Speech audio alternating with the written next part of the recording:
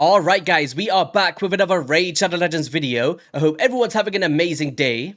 Today we're going to be speaking about my ride or die champions, the ones that I use the most to take down so much content in the game. Whether that be the arena, the Doom Tower, some dungeons, the clan boss, or even the Hydra. These are the ones that I definitely look towards more than some other champions on my roster. Now, of course, over the years, I've accumulated hundreds of champions and they've definitely all made an impact at any given moment. But in this current day, these are definitely the ones that I look towards the most over some other ones out there. Now, I also want you guys to get involved as well in the comment section below. Maybe not to the extensiveness as I'm going to be going today, as I'm going to be talking about maybe 20 to 25 champions and how they've made the biggest changes. But maybe let me know around 5 champions, maybe this year, that definitely made a big impact to your accounts. But before we get into the list, let's hear a quick word from today's sponsor in Bloodline. Today's video is sponsored by Bloodline, Heroes of Lethas, a game that takes RPG and gacha gameplays to a whole new level through its innovative air system, where you can create your own legendary champions by combining bloodlines with the likes of elves, demons, demigods, orcs, and vampires, and much more. And you can download the game now for free by simply clicking my link in the description below or scanning the QR code on screen. So one of the most unique elements of this game is the ability to marry any two bloodlines to create over 4,000 hybrid combinations, and these hybrids don't only inherit the talents and traits of their parents, but also their unique appearances. And as the game is releasing new bloodlines every fortnight, the fun of creating these new hybrid combinations never comes to an end. And just have a check here of one of the newest bloodlines in the Thunderlords, who look to be incredible powerhouses.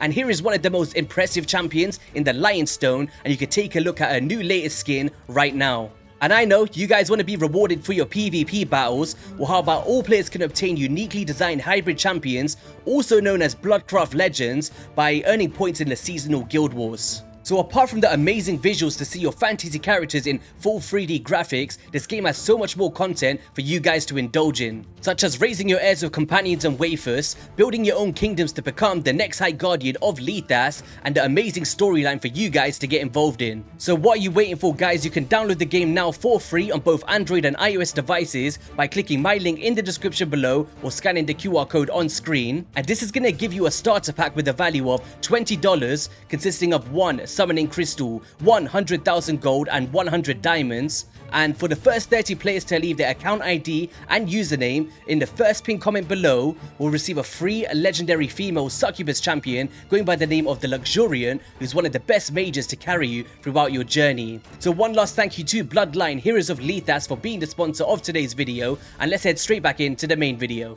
So to kick off this ride or die list, we're going to go with the one, the only, Lydia the Death Siren, who is a free to obtain champion by completing the Faction Wars milestones, and she goes into so many of my teams out there.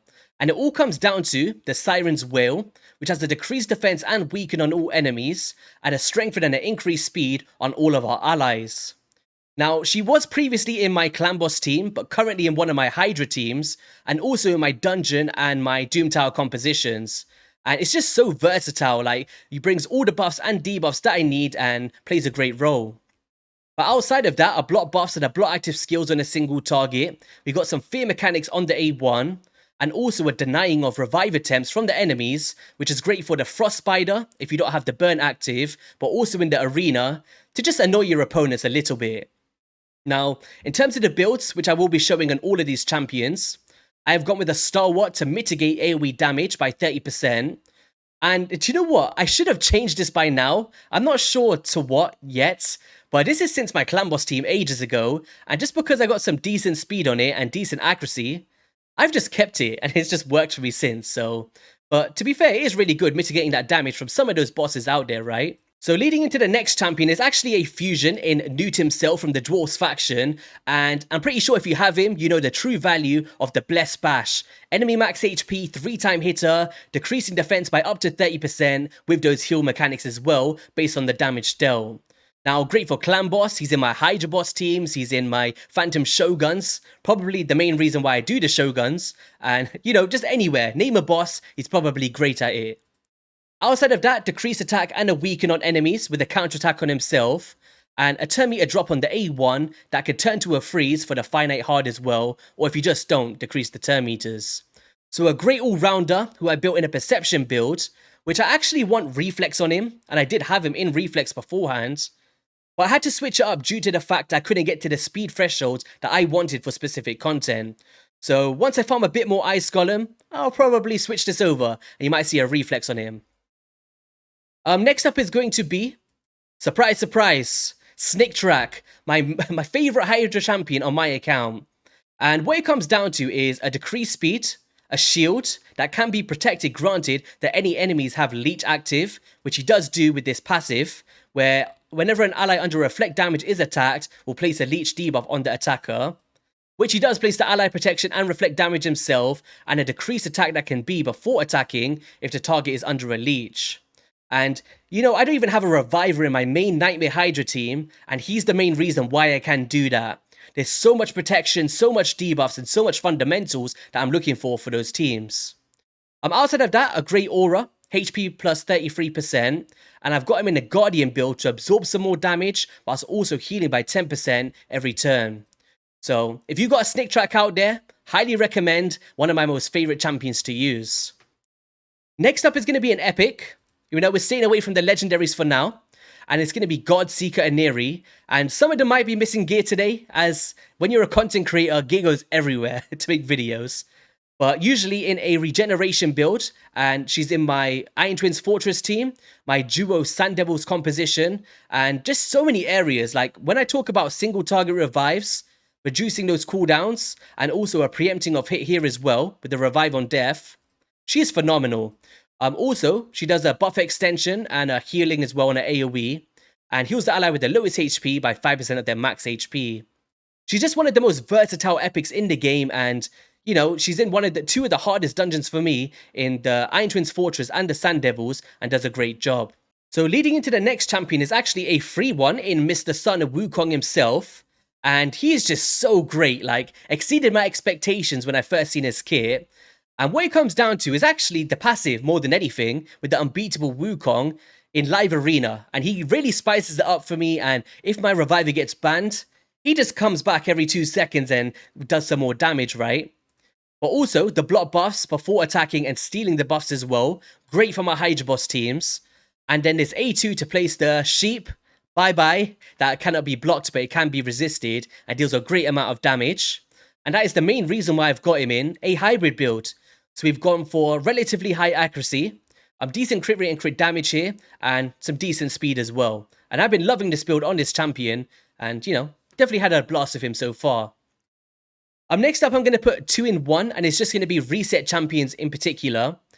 Prince Kaimar goes into my, I would say, well, he's actually in my Doom Tower teams as well now, but more my Poison Explosion ones for dungeons, and also for my arena to remove all the buffs and reset the cooldowns. And also my Phantom Shoguns as well. He's in there for the turn meter fill over my Yumiko.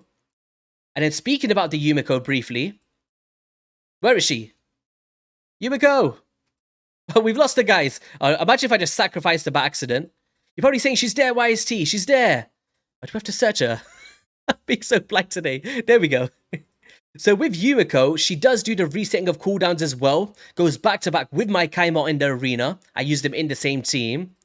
But also for this Hex ability to send debuffs back, and is great for the dragon in particular. So I've been using it there over the Kaimar, but they have their instances where I use them back and forth. But they play together as well in like my Doom Tower teams to reset each other and get through the waves there. And then next up is going to be my main nuker on my account for the classic arena, the thing that I use to farm every single day, Baron. Comes through with a Sky Piercer and kaboom. Ignores so much damage, shields, block damage, and 50% defense. And that is the main reason why I use this dude. And I'll actually tell you a fun fact about this champion. When my daughter was around a year old, she clicked the button and boom, random Void Shard, non-mercy, Baron came out. So I always had a sweet spot for this one, right? The first legendary that my daughter summoned for me. Okay, leading into the next champion is actually going to be Duchess Lilitu. And I've actually got so many different builds. I've actually got the luxury of having 3. I don't use all 3, by the way. I only use one of them. But it's I'd say the Stone Skin one is the one that I use the most for like arena in particular. There we go. And what it comes down to is Block debuffs, increase attack, perfect veils, revive abilities. Like, what else do you want from a champion? Well, how about have some AoE damage mitigation as well, but up to 25%? Like, she's in a boss battle, she's in arena, mainly arena to be fair, and puts in a phenomenal job. Next up is actually going to be Tuhanarok. I'm not sure if many of you guys would be surprised by this one, but when we speak about block buffs options, she comes through and fulfills so many roles for my team, especially with the Snake Track. Because he comes through with their decreased speed, then she comes through with their increased speed and the increased defense to keep us more tanky. But she also does the decreased attack, the block buffs, the debuff spread effect, the decreased speed on the A1, and the removing of debuffs, very similar to a Doom Priest. And I just love the synergy of this champion, and got her in a perception build. She's going pretty fast, pretty high accuracy, and does the job for me in this build. But let me know how you guys built your 200 rock. Have you just gone way faster than me? I thought like 260 was okay, but with the increased speed and stuff and decreased speed, it does pretty well for my composition. And then next up, we got Mythical Lifebane, another free champion that comes through with the Hex, the increased attack, the increased defense, the strengthens, the shields. Talk about super tankiness, Mythical Lifebane. I've actually got her in my hard spider team at the moment to kind of cleanse the debuffs and put the hex on the spiderlings. She's in my Iron Twins Fortress composition as well. Does a phenomenal job. And in one of my Hydra teams too. But if I was progressing and I got Mithrala, she would probably be in every single team. But for the areas that I do use her, makes a very big impact to my account. Actually, she's in my... where did I use the Soul Reap? I think it could have been... Actually, no, that is for the Iron Twins Fortress. So when it gets below that specific threshold, she just finishes up the job for me. But very, very good champion there. Next up, we got Whisper. Shout out to my boy, Saf. Whisper, Whisper, Whisper. We're looking for a 6-star soul. It's funny, we've got a bit of a race going on, right? Where he's trying to go for a 6-star and I'm trying to go for a 6-star. But who's going to get there first? Let me know who your bet's on in the comment section below. But Whisper's just made a huge impact to my account, guys. Primarily for Phantom Shogun and Dark Fae in particular. But she's just great in so many bosses in general. What it comes down to is, if the target is under a weaken, we'll ignore all of the target's defense. She does self-buffing with increased attack and increased crit rate. She deals great damage with this one and this one. In Relentless, she's taking infinite turns. Just a champion that I recommend any player that has her to invest in. Like, she blew me away, exceeded my expectations, and even surprisingly good for Hydra boss as well, on like the lower difficulties. Really blew me away, this champion. Love using her. And then, of course, how can we not speak about Nishak of Verminlord, the Rat King? Where is he? I know you got a blessing on you, buddy. Only a 1-star. We're going to try get you some more. Now, one with the Dreadhorn. Arguably one of the hardest bosses in the game before this dude decided to make an appearance. Comes through that double damage, granted that they've got the higher max HP than 200,000. Deals crazy bombs from the A3 into the A1. I'm pretty sure many of you guys have seen the one-shot strategy by now. But also very good for the arena. And you might be surprised that I use him in arena like so consistently.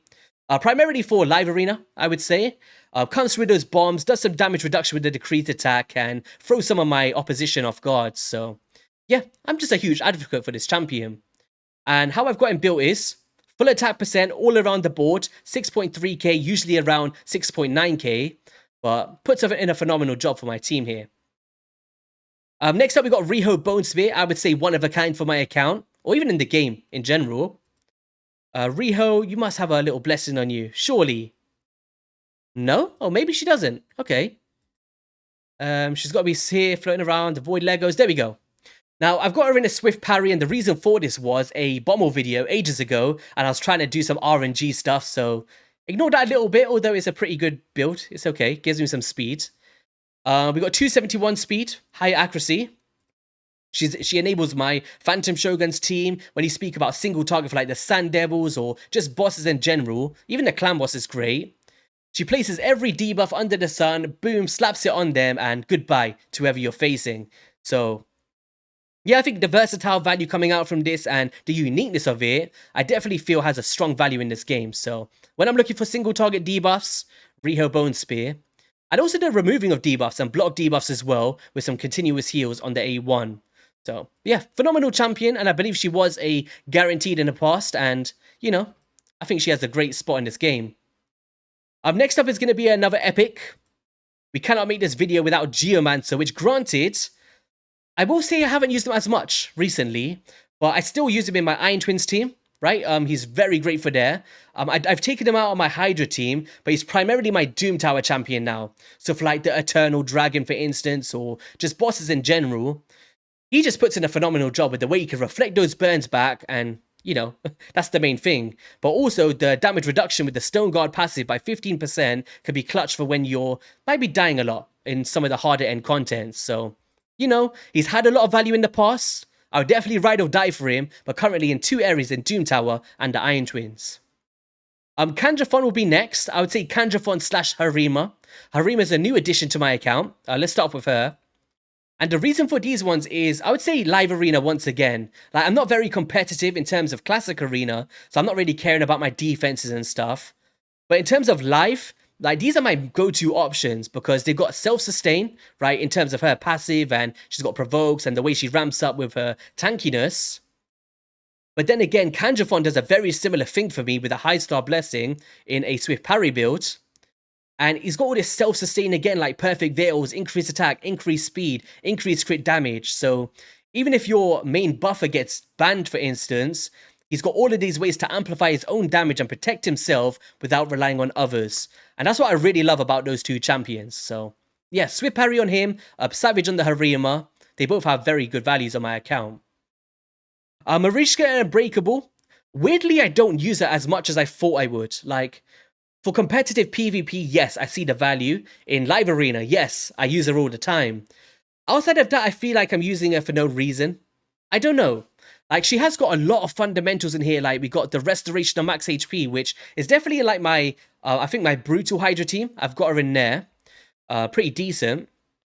But also the Terminator feels, the cleansing of debuffs, and she is really, really good. But for me, I think arena is her main focus and where I get the most value from her.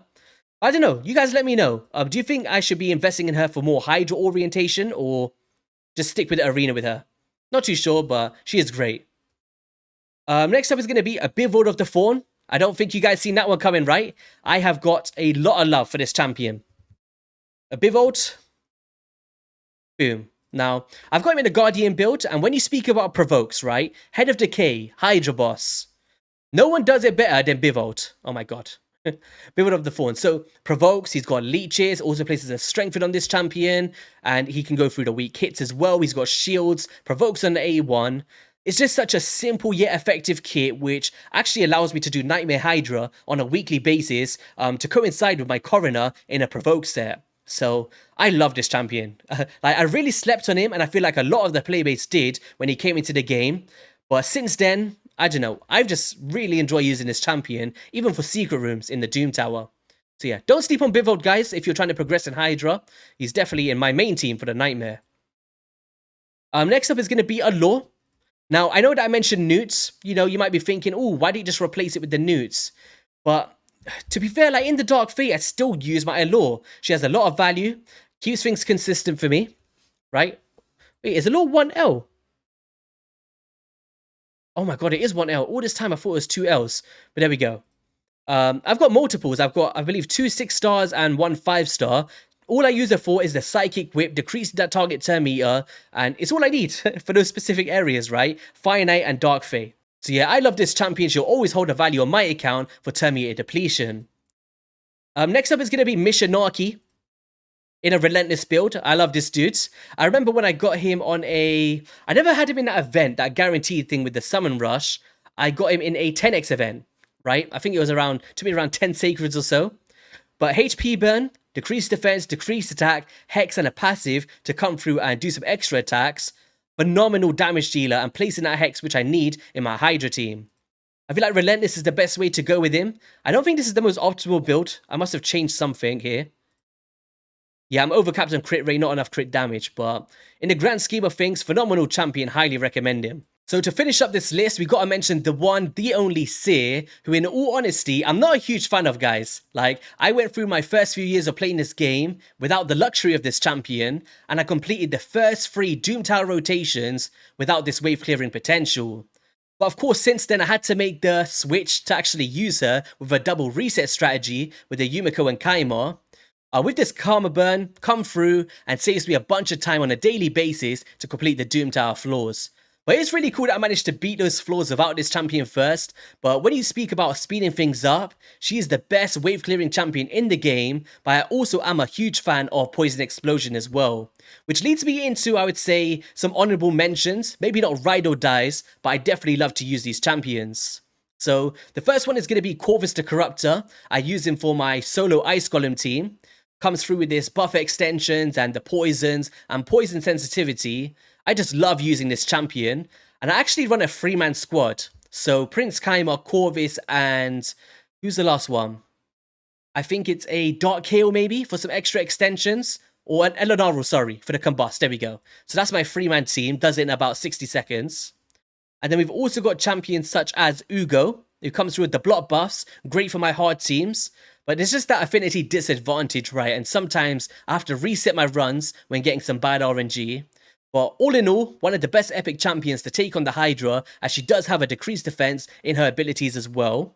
And then of course there's champions such as Skrank with the burn abilities and the weakens and the self-healing mechanics, and Husk for the enemy max HP and the provokes on the A1. They all do a phenomenal job, but I would say some of the other ones I use a bit more than these champions. And then of course, the infamous Genzin and Cornelia. I don't really want to mention them in this video as that's just bias, and to be fair, I don't use them as much, although that they're some of my favorite champions in the game. I just have some better champion kits out there. But our boy Genzin, gotta get the mask on. There we go. Boom. Amazing. Oh, I love Genzin. I really wish that I could have a skin of Genzin one day, or just a little toy to put on my desk. Great. Please send me one over. And then last but not least is obviously going to be my clan boss team. As it would be with everybody, that should be your ride or die. And you can see some of the damage numbers here. I'm currently using Rhonda, Roz and Scarhide, Seeker, Demiffa, and Heiress. So there's another rare to throw into the mix here. And of course, if I'm using this on a daily basis, they all have to be my ride or dies, but I would say that none of them are, like, I'd say especially the DPS aren't main components. But the damage that comes out of Rhonda, 54 million on the Nightmare, is bonkers, right? But yeah, on that note, guys, that is going to be all for today's video. If you did enjoy it, be sure to hit that like, subscribe button. Let me know your ride or dies in the comment section below, and I'll catch you all on a video soon. Peace.